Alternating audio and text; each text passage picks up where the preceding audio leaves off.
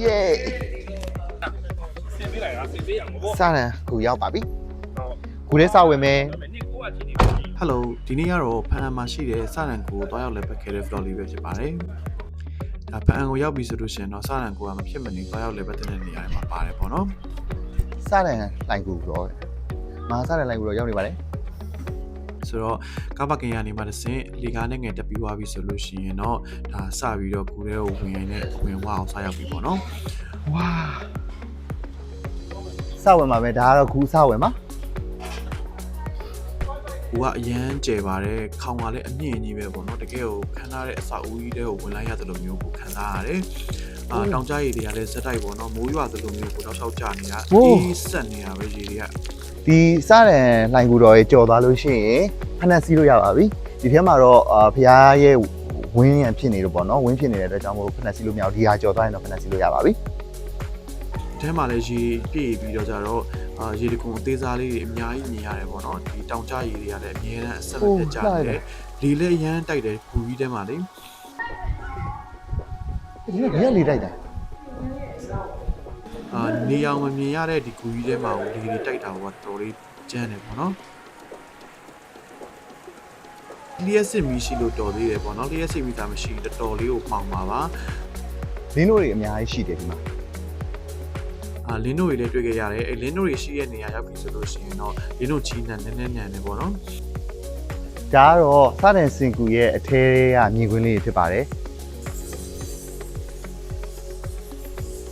ဆိုတော့နည်းနည်းလေးရှေ့ဆက်ပြီးရှောက်လာခဲ့ပြီဆိုလို့ရှိရင်တော့ဒါစပြီးထွက်တဲ့ဘက်ကိုရောက်ပြီပေါ့နော် အဲ့ဒူးတွေကြီးအကြီးပဲကျုံကြောက်ဒူးတွေကြီးရ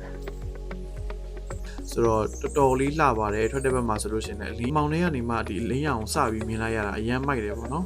ဆိုတော့တောက်လျှောက်လေးတောင်ကြားရီတွေကမိုးရွာသလိုညိုကျနေတယ်စိမ့်ဆူနေတာပဲပေါ့နော်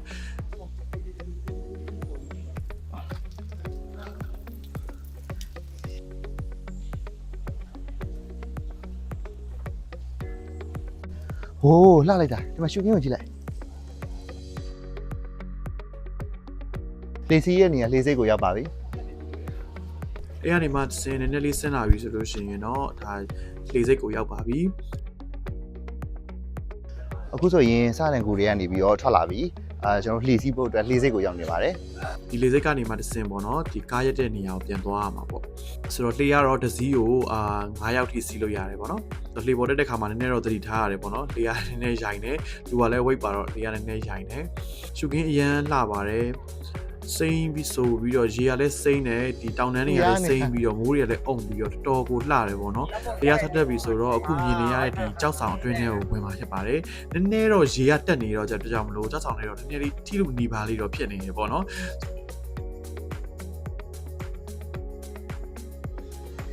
ကူတွေဝင်တော့မှာလားဒီကူတွေဝင်မှာပါဘလောက်မိုက်လဲအရန်မိုက်တယ် စိတ်ထဲမှာတော့ရေတမမနဲ့ပဲပေါ့နော်ဒါလွတ်ပါမလားခေါင်းနဲ့ရောလွတ်ပါမလားငုံထားရင်တော့မလွတ်ပါမလားဆိုပြီးတော့နည်းနည်းတော့ကြောက်မိတယ်ပေါ့နော်ဆက်လေမောင်းတဲ့ဦးလေးရတော့မကြောက်ဖို့တော့ပြောပါတယ်တောင်ကြရည်တွေကတော့တောက်လျှောက်ကိုထဲမှာကြာနေတာပေါ့နော်မိုးကလည်းအုံပြီးမိုးကလည်းကြာနေတယ်ဆိုတော့ကြတော့အထဲကိုဝင်သွားပြီးတော့တဝက်လောက်ရောက်ပြီဆိုလို့ရှိရင်တော့တော်တော်ကိုမှောင်သွားပါတယ်ဘာမှသိမမြင်ရတော့ဘူးပေါ့နော်အထဲမှာပြီးတော့လည်းခေါင်းနဲ့တော်တော်လေးကတ်တယ်တော်တော်ကိုငုံထားရတယ်ပေါ့နော်ဒါတော့မှကြောကုန်းတွေကိုနည်းနည်းလေးကြောကုန်းတို့ခေါင်းတို့နည်းနည်းထိတယ်3မိနစ်လောက်မောင်းပြီးသွားပြီဆိုလို့ရှိရင်တော့ဒါထွက်တဲ့ဘက်ကိုရောက်ပြီပေါ့နော်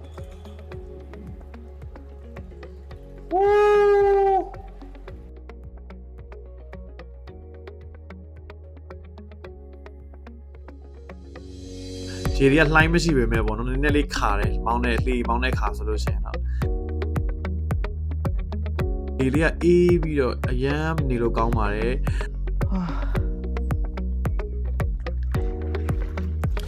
ဆက်လေမောင်းနဲ့ဆက်လေဆရာကြီးကဖြည်းဖြည်းလေးမောင်းနေရောပေါ့နော်နည်းနည်းလေးကြမ်းကြမ်းလေးမောင်းပြီးလို့ရမလားဆိုပြီးဆရာကြီးကို request လုပ်တဲ့အခါမှာဆရာကြီးကအရန်ကို speed တင်ပြီးမောင်းပြီးတာပေါ့နော်ရန်စီးလို့ကောင်းပါတယ်အရန်ကိုအမြန်မောင်းပြီးတော့စီးလို့ရန်မိုက်ပါတယ်အဲ့ချိန်မှာမိုးတွေစပြီးရွာလာတယ်ပေါ့နော်တော်တော်လေးလှပါတယ်တကယ်လဲခံအန်လာရတာဒီစားရံကိုကိုယ်နဲ့ကိုယ်နဲ့တန်တယ်ပေါ့နော်